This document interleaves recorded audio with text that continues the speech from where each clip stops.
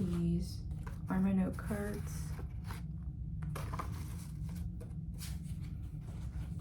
And my visual aids will be displayed on my iPad through the Google Slide.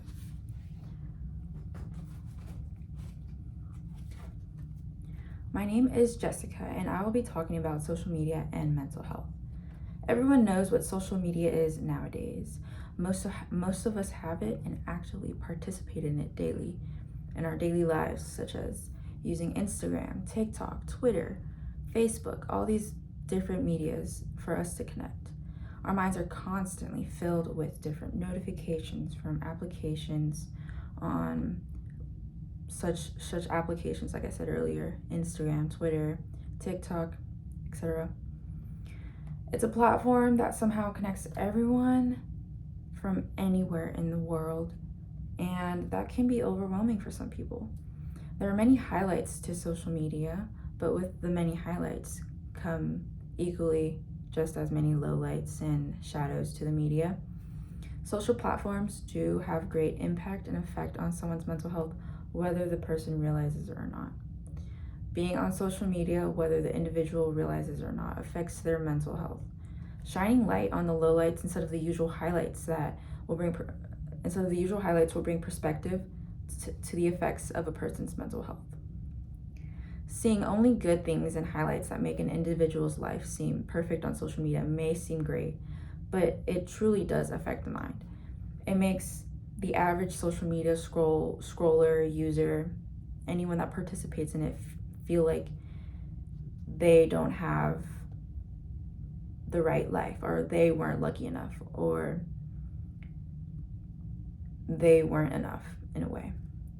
There is an assumption that the influencer's life is perfect, which affects the individual's mind because it makes it seem like they don't have anything bad in their lives, just like how regular people have it. It is important that a person limits their use on social media because it affects their mind. And as you can see, social media can be very isolating. And the media just dislikes showing anything that is negative or shows the reality of life for everyone. So you can see how this is a real person, and then this is just all the internet. It's all virtual, and it can be made fake and photoshopped or video edited. The media dislikes showing any mental health. From computers and human behavior, seeking self-validation in social media has lowered levels of self-esteem in a person.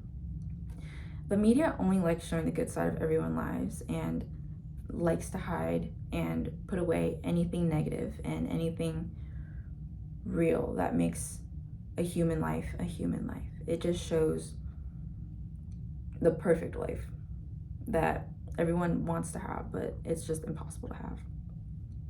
Only recently did people on social media show the darker side, and even then it doesn't help much because it only has recently started. And what I mean is, like, they would show their mental health, like influencers showing how they're going through stuff, but even then they still live what other people would quote unquote have a perfect life.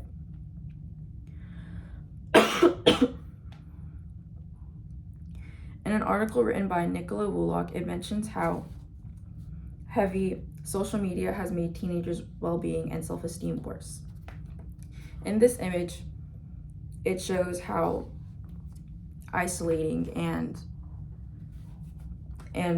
it makes you feel so little, and social media can be. It brings a person down because it brings thoughts to their head that they wouldn't have otherwise if they weren't consuming so much social media. It makes teenagers' self-esteem and well-being decline because it creates comparison when looking at pictures and videos that were perfected and heavily curated to be that way.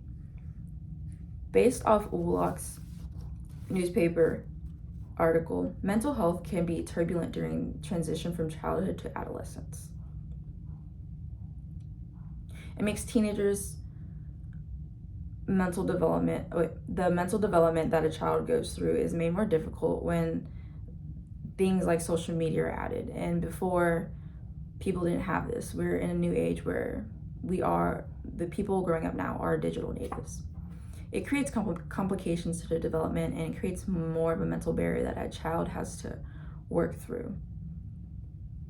And teenagers growing up, no matter how much awareness they have using social media, they still will be affected by it at the end of the day. No matter how much a person knows that social media causes these problems, using it still affects you.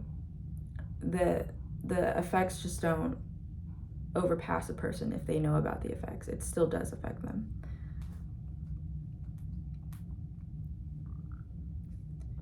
On a research report written by multiple PhD researchers, the media has long-term mental health implications. It creates, this is my third image, it creates this mind storm of things where they're just constant bad thoughts about yourself that can be caused by social media. And what helps is if there's limited screen use to it, and limited screen use minimizes the amount of effects to someone's mental health from social media. Limited use of social media helps reduce the effects of mental health alterations. The less media you consume, the better it is for a person's mental health. With social media rapidly growing, no one could expect the mental tolls it would have taken on a person until now. In a review article from Aluna Publishing, the rapid spread of social media has caused profound changes in the patterns of ideas and connections. This goes to show that it is hard to be able to tell what types of effects social media platforms have on mental health. And it is overall just best to not overwhelm your mind and have constant stimulation to things to the media. It is better to protect the mind from negative implications by creating prevention, as in limiting the screen use. Screen time limits will not deprive a person from social media. It just prevents overusing and overstimulation, and it could lead to other negative implications. The kids today that are growing into teenagers and in adulthood should especially be aware.